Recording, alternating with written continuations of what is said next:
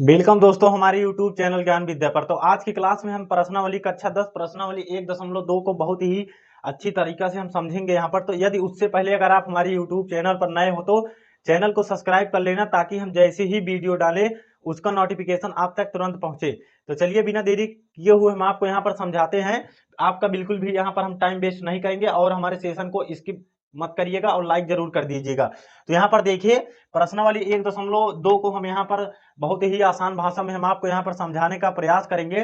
प्रश्नावली 1.1 को इसलिए नहीं समझा रहे हैं क्योंकि उसमें ग्राफ है, तो ग्राफ हमारा जो है वो कटा है, तो इसीलिए हम प्रश्नावली डायरेक्ट यहाँ पर 2 पे आते हैं। तो इसमें हम आपको पहला जो है वो हम आपको यहाँ पर बताते हैं। सबसे पहला जो क्वेश्चन है हमारा यहाँ पर है कि निम्न द्विघात बहुपदों के शून्य ज्ञात कीजिए। तो सबसे पहले आपको जो इसमें कहा है इस केस में सबसे पहले आपको क्या दिया है, इस केस में इन्होंने कह दिया है कि निम्न द्विघात बहुपद के शून्य ज्ञात कीजिए और शून्यकों तथा गुणांकों के बीच संबंध की सत्यता की जांच कीजिए। तो जैसे कल की पिछली क्लास में हमने जो बताया था, आपको उस सूत्र के साथ एग्जाम्पल दिया था। यदि आप उस क्लास को नहीं देखे हो तो जाकर बेसिक सूत्र पार्ट 2 बहुपद बेसिक सूत्र आप सर्च करिएगा, तो आपको वहां पर वीडियो मिल जाएगा। और आपको नहीं तो हमारे चैनल पर ही जाके देखिएगा, वहां पर बेसिक सूत्र का ये लगा है, तो हमने एग्जाम्पल सूत्र के साथ एग्जाम्पल के साथ वहां पर हमने समझाया है। तो इसलिए हम आपको यहाँ पर बताएंगे। इसमें 6 सवाल है जिसमें से हम आपको 2 बताएंगे और आपको 4 आपको करना होगा यहाँ पर। तो चलिए, सबसे पहला सवाल है कि x square minus 2x minus 8। यहाँ पर देखिए, हम इसको पहला सवाल और दूसरा आपको करके बताते हैं और आपको 4 अपने आप से खुद से यहाँ पर करना होगा। तो चलिए बिना देरी किए हुए हम आपको यहाँ पर समझाते हैं। सबसे पहला सवाल है कि सबसे जो पहला सवाल है वो है कि x square minus 2x minus 8 इतना हमें दिया है। इसमें हमें कहा है कि सबसे पहले आप इसका शून्य ज्ञात कीजिए। तो यदि जब आप शून्य ज्ञात कर लेते हैं तो इसके बीच शून्यकों तथा गुणांकों, अब शून्यकों तथा गुणांकों मतलब कि जो इसका शून्यक आया होगा और जो इसके गुणांक मतलब अल्फा और बीटा जो गुणांक है उसके बीच संबंध की सत्यता की जांच कीजिए। मतलब जो गुणांकों और जो जो शून्यकों और गुणांकों के बीच जो संबंध होता है उसकी सत्यता की जांच कीजिए यहाँ पर। तो चलिए हम यहाँ पर आपको बहुत ही आसान भाषा में हम आपको समझाने का प्रयास करेंगे, ताकि आपको दूसरा वीडियो ना देखना पड़े और क्लास को स्किप जरूर मत कीजिएगा। तो यहाँ पर देखिए, यहाँ पर सबसे पहले आपको इसका शून्य ज्ञात करने के लिए इसको आपको सबसे पहले इसको 0 के बराबर कर देना है। यहाँ पर जब 0 के बराबर कर दोगे तो अब आपको यहाँ पर वही नियम, जो पुराना नियम है, इसको हम कौन से 2 भाग में तोड़े कि हमें गुणा करने पर हमें 8 प्राप्त हो, परंतु यदि हम उसको घटा दे तो हमें 4 प्राप्त हो जाए, सॉरी 2 प्राप्त हो जाए। तो यहाँ पर देखिए 4 और 2, अब यहाँ पर देखिए 4 और 2, 4 दूना 8 होता है और यदि हम 4 में से 2 को घटा देते हैं तो हमें 2 प्राप्त हो जाएगा। तो यहाँ पर देखिए, यदि आपको इस प्रकार नहीं समझ में आता है तो इसका आप यहाँ पर क्या कर लीजिए, गुणनखंड कर लीजिए 8 का। तो यहाँ पर देखिए, इसको 2 से काटोगे 4, फिर 2 से काटोगे 2, फिर यहाँ पर 2 से काटोगे 1। अब यहाँ पर देखिए इसका और इसका आप जोड़ा बना लीजिए, इसका 4 और इसका अकेला रहने दीजिए 2। अब यहाँ पर देखिए यहाँ से हमें निकल के आ गया। तो मान लीजिए कि यहाँ छोटी संख्या है तो आप डायरेक्ट भी कर सकते हैं।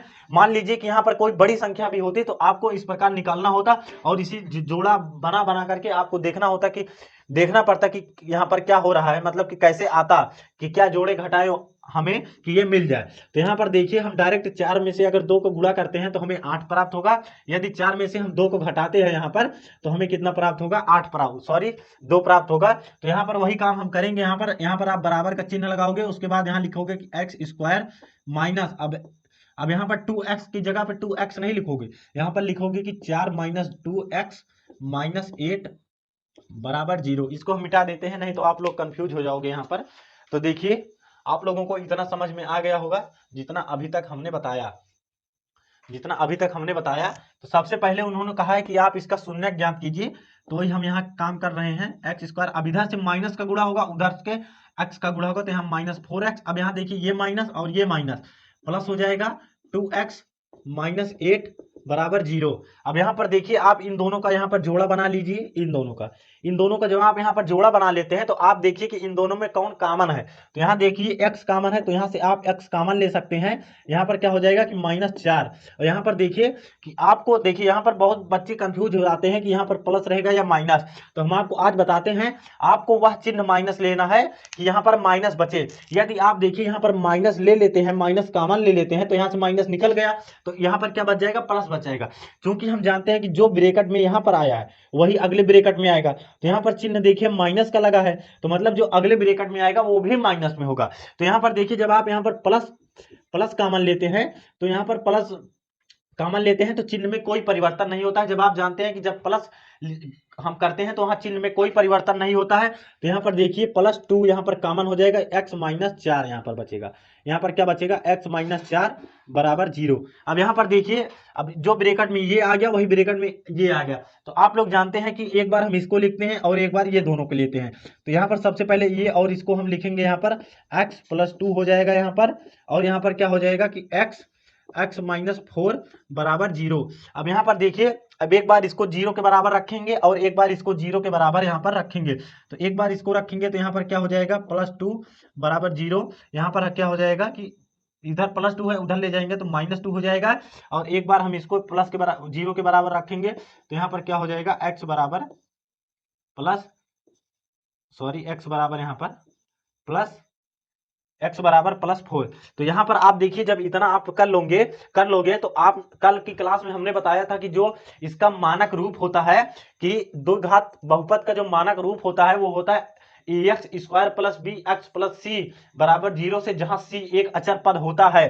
तो अब यहाँ पर क्या, अब यहाँ पर लिखोगे कि इसको आप समीकरण 1 मान सकते हो, यहाँ पर समीकरण नंबर 1।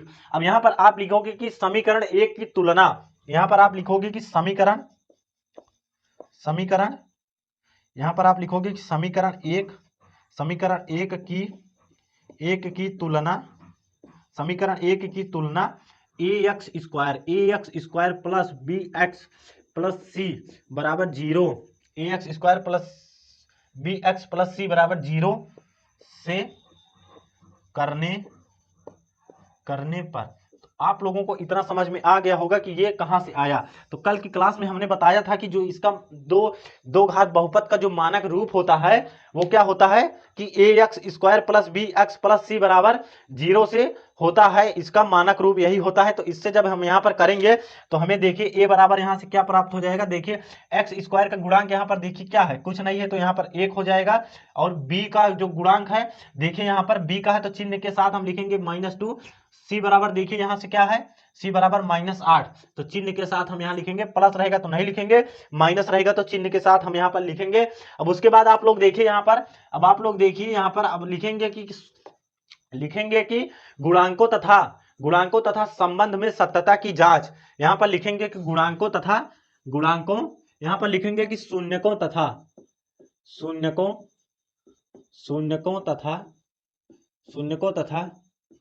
गुणांकों के बीच सत्यता की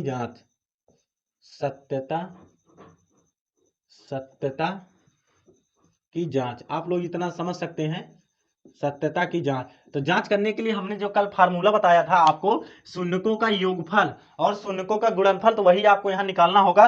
तो अभी आप लोग कह रहे होंगे कि आपने ये क्यों किया, आप लोग यही, आपके मन में यही सवाल होगा कि ये आपने क्यों किया। तो अभी हम यहाँ आपको बताते हैं। तो हमारा जो पहला कंडीशन होता है, जो हमारा पहला केस होता है, वो क्या होता है कि शून्यकों का योगफल,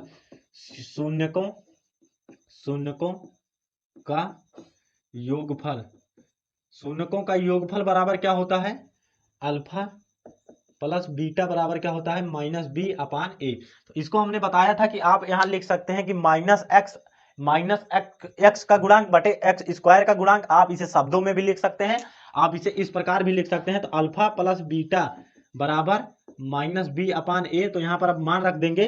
तो यहाँ पर देखिए, हमने यहाँ पर इसको मान लेते हैं, जो ये अल्फा और बीटा है, तो यहाँ पर इसको हम मान लेते हैं कि माना, इसको हम पहले यहाँ पर चलिए हम मान लेते हैं, यहाँ पर देखिए इसी को हम मान लेते हैं। यहाँ पर इसको बराबर लिखेंगे अल्फा और इसको बराबर लिखेंगे बीटा। मतलब कि ये अल्फा मान लेते हैं कि अल्फा बराबर 2। चलिए हम उस तरह करके बताते हैं, नहीं तो आपके समझ में नहीं आएगा। यहाँ पर देखिए हम ऊपर मान लेते हैं, इसको मिटा करके यहाँ पर लिखेंगे। थोड़ा मुझसे मिस्टेक हो गई यहाँ पर, तो देखिए हम आपको यहाँ पर बताते हैं। तो यहाँ पर लिखेंगे कि आप माना, यहाँ पर लिखेंगे कि माना अल्फा बराबर हमारा कितना है, मतलब पहला जो हमारा इसका जो शून्य पहला आया है उसे हम यहाँ पर अल्फा मानेंगे, और जो बीटा आया है, सॉरी, जो दूसरा इसका जो शून्य का आया है उसे हम यहाँ पर मानेंगे बीटा। यहाँ पर इसका दूसरा शून्य जो है उसको हम मानेंगे बीटा। बीटा हमारा दूसरा गुणांक क्या है, दूसरा शून्य क्या है, 4। तो यहाँ पर माना अल्फा बराबर -2, बीटा बराबर 4। तो यहाँ पर देखिए अल्फा और बीटा का आप मान रख दीजिए यहाँ से, -2 + 4 बराबर माइनस। अब बी देखिए यहाँ पर क्या है, तो बी एक बार देखिए ये वाला माइनस जो है ये सूत्र वाला माइनस है, और एक बार यहाँ पर माइनस लिखा है, तो यहाँ पर हो जाएगा -2, और यहाँ पर ए का मान क्या है, 1 है, तो यहाँ पर 1 हो जाएगा। अब यहाँ पर देखिए ये माइनस यहाँ पर प्लस हो जाएगा, और इसमें से 2 घटाएंगे तो हम 4 में से 2 घटाएंगे तो हमें यहाँ पर 2 प्राप्त होगा। अब आप लोग कहेंगे कि यहाँ माइनस क्यों नहीं लिखे, क्योंकि छोटे अंक के सामने जो बड़ा हमारा अंक रहता है उसके सामने जो चिन्ह रहता है उसी को हम यहाँ पर लगाते हैं। तो यहाँ पर देखिए यहाँ से क्या हमें प्राप्त हो जाएगा, हमें यहाँ से 2 प्राप्त हो जाएगा, बराबर ये माइनस और ये माइनस हमें 2 यहाँ पर प्राप्त हो जाएगा। इसका मतलब कि जो हमारी पहली कंडीशन या पहला केस है उसमें शून्यकों का जो योगफल है उसको हमने यहाँ पर सत्यापित कर दिया। इन्होंने कहा है कि शून्यकों तथा गुणांकों के बीच संबंध की सत्यता की जांच, तो वही हम यहाँ पर लिखे हैं पहला। और दूसरा हमारा जो होता है, दूसरा केस हमारा क्या होता है, यहाँ पर शून्यकों का गुणनफल, शून्यकों का गुणनफल जो हमारा होता है वो होता है अल्फा इंटू बीटा बराबर C/A। आप इसे लिख सकते हैं अचर पद बटे x² का गुणांक, आप शब्दों में भी लिख सकते हैं यहाँ पर। तो हम बार बार उतना नहीं लिखेंगे क्योंकि वह हमारा बड़ा होगा, उसमें हमारा टाइम ही वेस्ट होगा। तो आप लोग जानते रहिए कि अल्फा इंटू बीटा बराबर क्या होता है, C/A। तो अल्फा का मान हमें यहाँ पर देखिए क्या है, -2 है, यहाँ पर गुणे कितना है, 4 है, बीटा का मान बराबर C का मान आप लोग देखिए यहाँ पर क्या है, -8 है, यहाँ पर -8 है बटे 1, क्योंकि A का मान कितना है, यहाँ पर 1 है, तो हमने 1 रख दिया। अब देखिए इसका इसमें गुणा होगा तो -8, यहाँ पर जब इसका इसमें गुणा करेंगे तो यहाँ पर देखिए जब इसका इसमें हम गुणा करेंगे, -2 गुणे 4 यहाँ पर क्या होगा, -8 बराबर बटे में 1 है तो उससे कोई मतलब नहीं है, -8। तो हमारा जो दूसरा केस है वो भी यहाँ बराबर आ गया। तो जो हमने पहला सवाल देखिए हमने बताया है, पहला सवाल यही इतना है। तो आप लोग कापी कलम लेके बैठिए, हमारे साथ लगाते चलिए। तो देखिए मुझे आशा है कि आप लोगों को जितना अभी तक हमने समझाया है उतना आप लोगों को समझ में आ गया होगा। तो इसमें कुल टोटल कितने हैं, इसमें टोटल कितने हैं, 2 2 4 2 6 सवाल हैं, जिनमें से हम खाली 2 बताएंगे, और आपको जो 4 सवाल है वो आपको खुद अपने आप से लगाना होगा। तो यहाँ पर देखिए हमने पहला बता दिया, तो मुझे उम्मीद है कि आप लोगों को यह पहला समझ में आ गया होगा। तो चलिए हम दूसरा सवाल को यहाँ पर बताते हैं। तो यहाँ पर देखिए दूसरा सवाल को यहाँ पर बताते हैं हम आपको।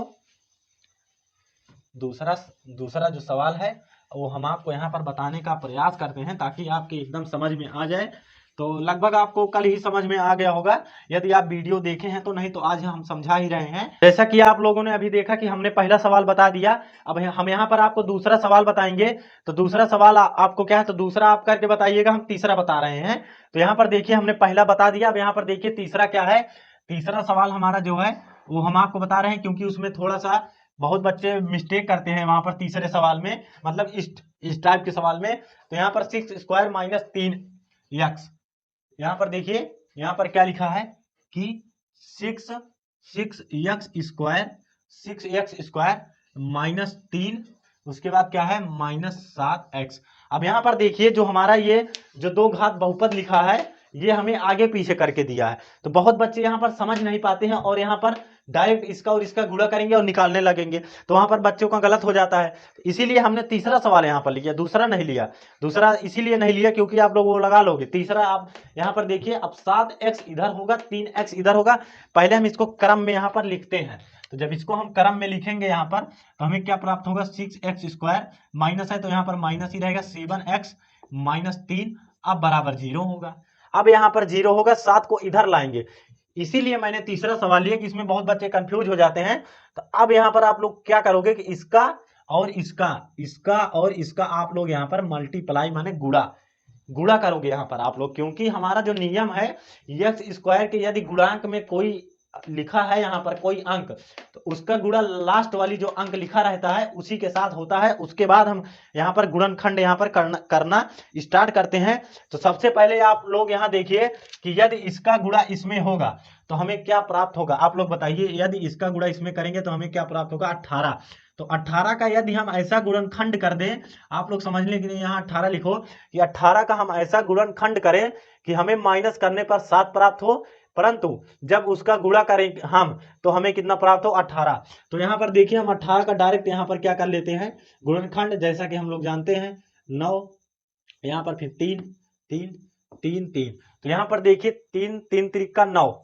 तो यहाँ पर देखिए इसका और इसका आप जोड़ा बना लीजिए, 3 त्रिक का 9, इसका अकेले रहने दीजिए। 9 दूनी 18, 9 में से 2 गया 7, देखिए तुरंत यहाँ पर आ गया।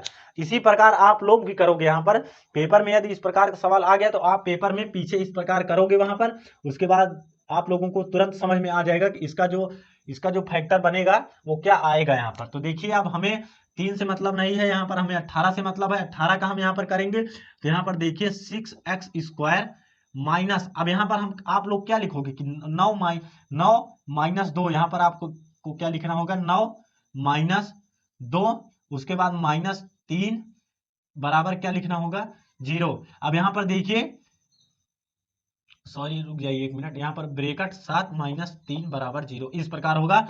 अब आप लोग देखिए यहाँ पर क्या होगा, 6x स्क्वायर माइनस, इधर से माइनस का गुणा उधर से x का गुणा, 9x इधर इस माइनस का प्लस 2x माइनस 3 बराबर 0। अब आप लोग देखिए यहाँ पर इसमें आप इन दोनों का जोड़ा बनाइए और इन दोनों का जोड़ा बनाइए।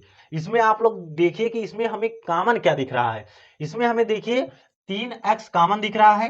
तो इसमें हम 3x कॉमन लिख लेंगे, तो यहाँ 2x बचेगा माइनस यहाँ पर 3 बचेगा, यहाँ पर क्या बचेगा, यहाँ पर 3 बचेगा।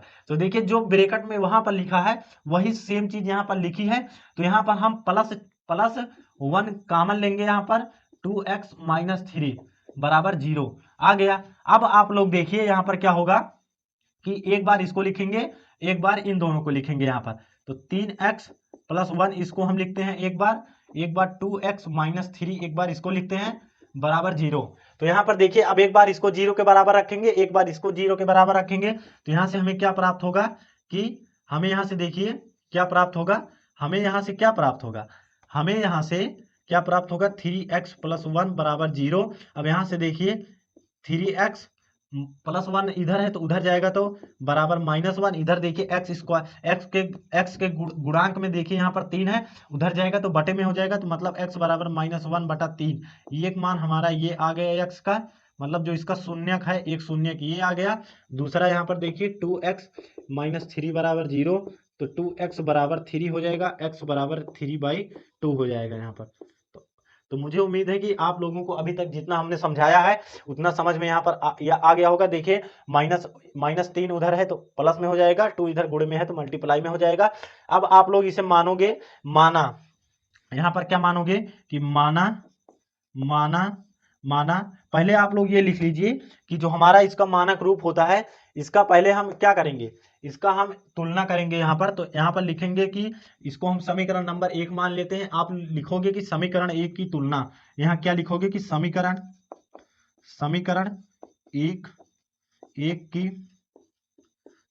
1 की तुलना ax square plus bx plus c बराबर 0 से करने पर अब यहाँ पर देखिए जब आप 0 से इसको करोगे तो यहाँ पर a बराबर आपको क्या प्राप्त हो जाएगा, देखिए x स्क्वायर के गुणांक में यहाँ पर क्या है, 6 है, 6 प्राप्त हो जाएगा। b बराबर देखिए x के गुणांक में क्या है, -7, c बराबर देखिए -3। तो आप लोग इतना करोगे, उसके बाद अब आप लोग यहाँ पर मानोगे कि माना, यहाँ पर आप लोग क्या मानोगे कि माना, यहाँ पर आप लोग लिखोगे कि माना अल्फा बराबर, यहाँ पर देखिए एक हमारा जो आया है इसको हम अल्फा मानेंगे, इसको हम बीटा मानेंगे। तो अल्फा बराबर -1/3, -1/3 और बीटा बराबर कितना आया 3/2। अब यहाँ पर जब इसको मान लिया तो अब आप लोग लिखोगे शून्यकों तथा गुणांकों के बीच सत्यता की जांच। शून्यकों तथा गुणांकों शून्यकों तथा गुणांकों के बीच शून्यकों तथा गुणांकों के बीच के संबंध तथा संबंध की सत्यता की जांच। आप लोग इतना लिखोगे तो आप लोग जानते हो कि जो हमारा पहला केस होता है वो होता है शून्यकों का गुणनफल। यहाँ पर क्या हो जाएगा, शून्यकों का गुणनफल जो हमारा होता है वो होता है क्या, अल्फा प्लस बीटा बराबर -b/a। इतना हो जाएगा, यहाँ पर -b/a हो जाएगा।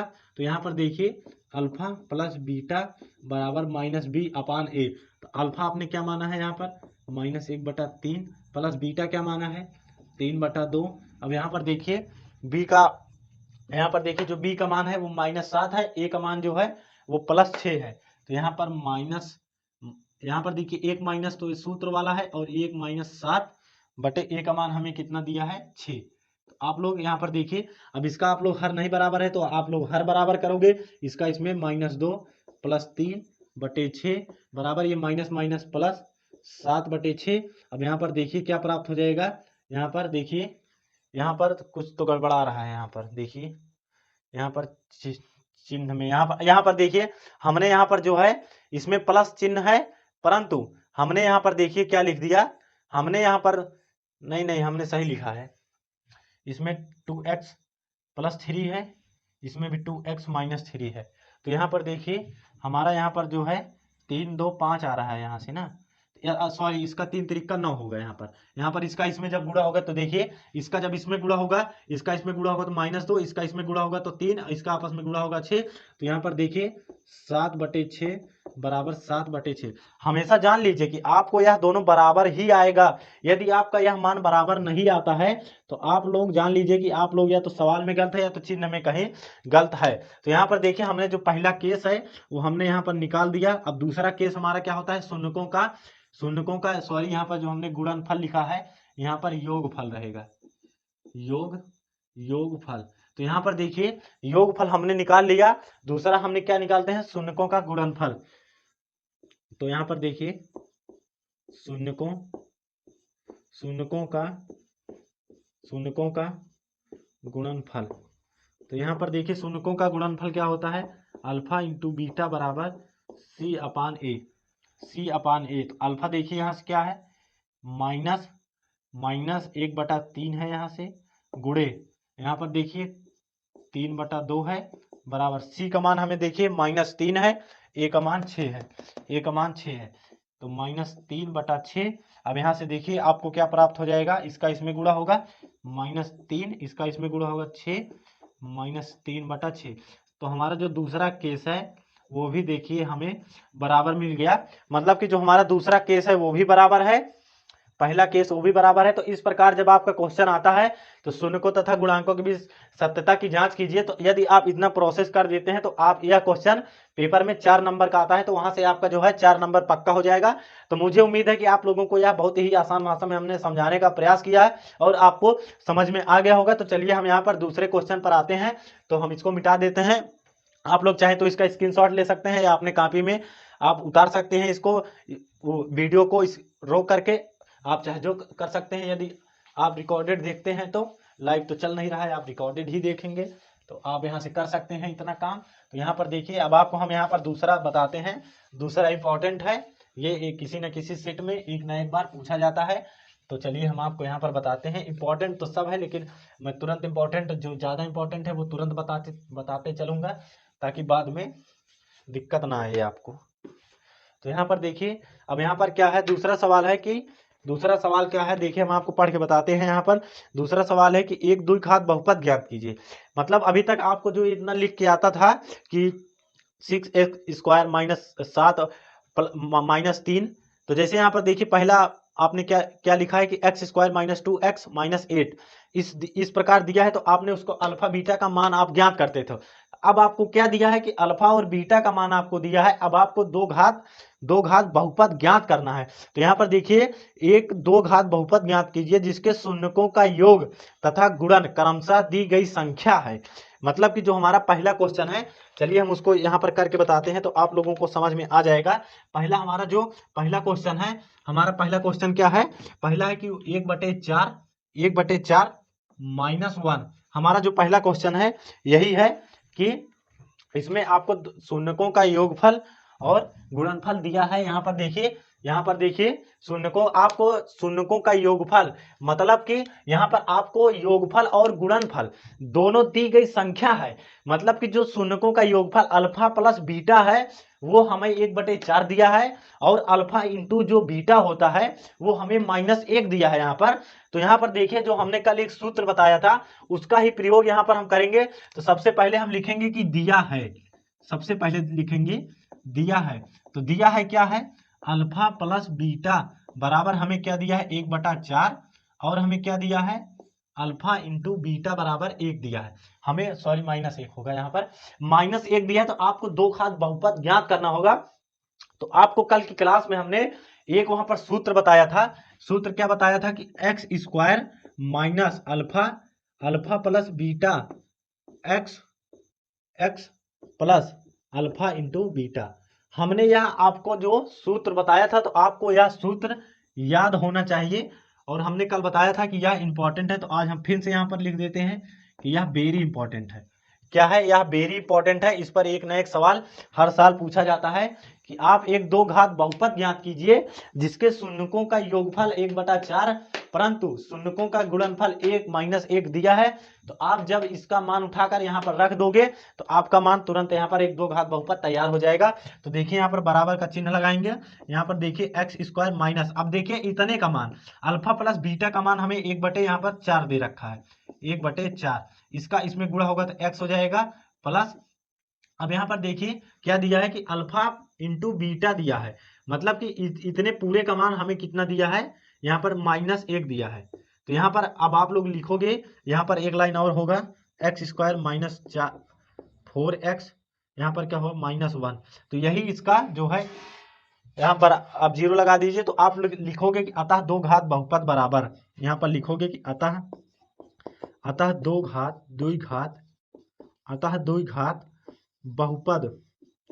द्विघात बहुपद बराबर क्या है कि x² -4x -1। आप लोग इतना लिख दोगे तो आप लोगों का दो घात बहुपद यहाँ पर तैयार हो जाएगा। तो आपको यह सूत्र याद होना चाहिए। तो यहाँ पर देखिए आपको दो घात बहुपद यहाँ पर मिल गया। आपको क्या है, दो घात बहुपद यहाँ से आपको प्राप्त हो गया।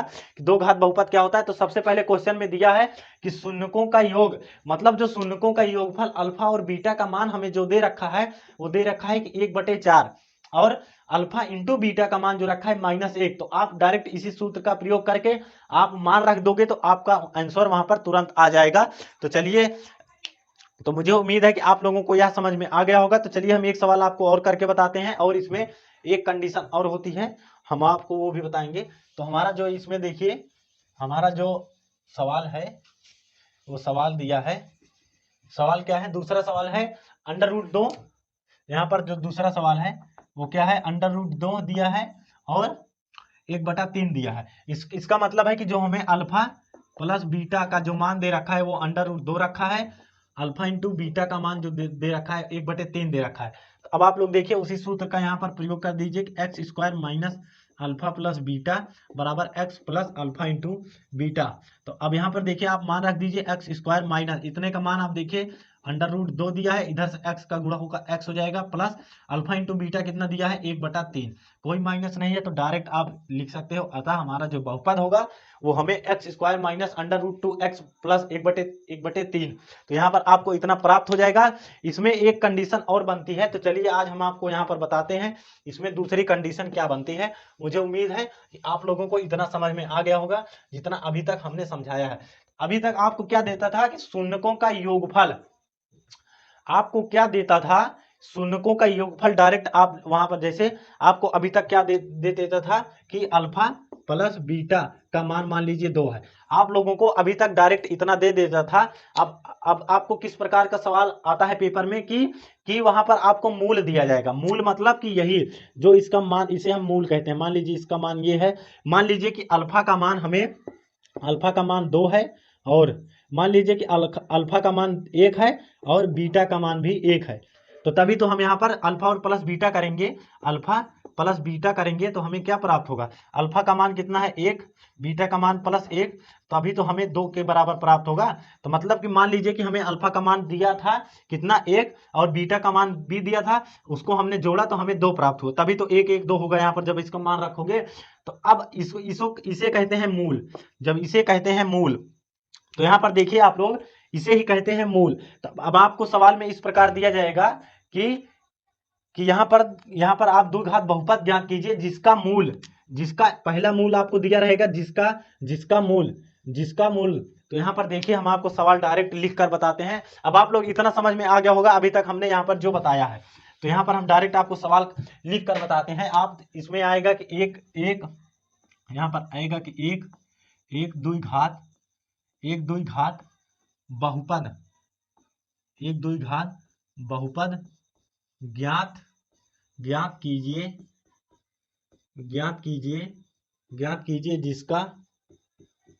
जिसका पहला मूल कितना है, मान लीजिए 2 है, तथा दूसरा मूल हमें क्या दे रखा है, मान लीजिए कि आपको क्या दे रखा है 5। तो अब आप मान लीजिए कि इतना आपको सवाल में आ जाए, और इसी तरह सवाल आता है। तो यहाँ पर देखिए मान लीजिए कि आप लिखा रहे कि एक द्विघात बहुपद ज्ञात कीजिए जिसका पहला मूल कितना है 2 तथा दूसरा मूल यहाँ पर क्या दे रखा है 5। तो अब आपको यहाँ पर अल्फा प्लस बीटा मतलब शून्यकों का योगफल का मान आपको यहाँ नहीं दे रखा है। बहुत बच्चे क्या करते हैं कि वही रट के गए रहते हैं, इस प्रकार का सवाल आ जाता है तो अल्फा प्लस बीटा की जगह पर 2, अल्फा इंटू बीटा की जगह पर 5 रख के चले जाते हैं और सवाल तुरंत गलत हो जाता है वहां पर। तो यहाँ पर आपको बहुत ही डीपली मैं आपको समझा रहा हूं। यहाँ पर देखिए, यहाँ पर इन्होंने कहा है कि पहला मूल, अभी हम आपको मूल यहाँ पर समझाए कि मूल किसे कहते हैं। तो यहाँ पर आप मान लीजिएगा कि माना पहला मूल, यहाँ पर लिख लीजिए कि माना पहला मूल, यहाँ पर क्या माने पहला मूल अल्फा दिया है हमें 2 के और बीटा दिया है 5 के। अब आप जब इस प्रकार अलग अलग मान वहां पर रख के निकालोगे तब आपका उत्तर जो है वो सही आएगा यहाँ पर। तो अब आप यहाँ पर सूत्र लगा दीजिए।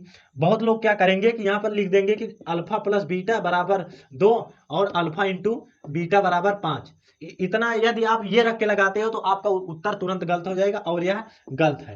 तो आपका यहाँ पर तुरंत गलत हो जाएगा। तो आपको कैसे लगाना है, यहाँ पर देखिए x² minus alpha plus beta बराबर x प्लस यहाँ पर अल्फा इंटू बीटा। आपको यह सूत्र एकदम आपके जुबान पे रटा होना चाहिए। तो यहाँ पर देखिए x² माइनस, अब यहाँ पर देखिए अल्फा का मान जो है हमें 2 रखना है, प्लस बीटा का मान हमें यहाँ पर 5 रखना है, x प्लस अल्फा का मान हमें यहाँ पर 2 रखना है, गुणे बीटा का मान हमें यहाँ पर 5 रखना है। तो यहाँ पर अब देखिए x² माइनस 5 2 7 ब्रैकेट में x और 5 दूना 10, 5 दूना 10, x² माइनस 7x प्लस 10। यदि आप इस प्रकार करते हो तब आपका सही होगा। यदि इस प्रकार का आता है तो यह आपका सही माना जाएगा। अगर यदि इस प्रकार आप कर देते हो तो आपका तुरंत गलत हो जाएगा। क्वेश्चन में लिखा रहेगा कि डायरेक्ट उसमें आपको स्पष्ट करके लिखा रहेगा कि इसके पहला मूल जो है वो 2 दिया रहेगा तथा दूसरा मूल 5 दिया रहेगा। यदि अगर इसी प्रकार आता कि शून्यकों का योगफल यहाँ पर 2 होता तथा शून्यकों का गुणनफल 5 होता तो आप उस तरह लगाते जैसे अभी तक हमने पहले लगाया था। तो यही है, इसमें बहुत ही बच्चे कंफ्यूज होते हैं। तो अब मुझे उम्मीद है कि अब आप लोगों को जब इस प्रकार का सवाल मिलेगा तो आप लोग वहां पर कंफ्यूज नहीं होगे और आपको एकदम आसान भाषा में हमने समझाने का प्रयास किया है। तो अब आपको इसमें दूसरा हमने बता दिया है। अब आपको प्रश्नावली 2.2 में यदि कहीं भी आपको दिक्कत होती है तो आप कमेंट में आप जरूर वहां पर बता सकते हैं, जिसका मैं आपको सॉल्यूशन वहां पर तुरंत आपको बताऊंगा। तो यहाँ पर आज के लिए इतना ही। तो आज के लिए हमने इतना ही रखा था, और अभी जो बाकी है आप लोग उसको कर लीजिएगा। तो जैसा हमने समझाया, जैसा प्रोसेस हमने बताया है, उसी प्रकार आप कर लीजिएगा। तो आप कमेंट में जरूर बताना कि आपको यह सवाल कैसे लगी। तो आज के लिए इतना ही। तो जय हिंद, जय भारत।